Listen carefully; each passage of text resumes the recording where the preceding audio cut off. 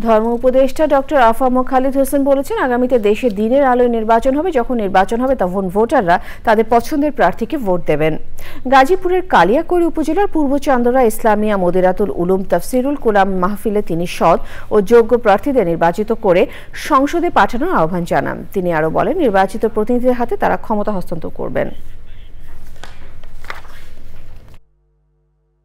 আগামী দিনেও নির্বাচন হবে, দিনের আলোতে নির্বাচন হবে। আগামী যখন নির্বাচন হবে দেশে, তখন দিনের আলোতে ইনশাআল্লাহ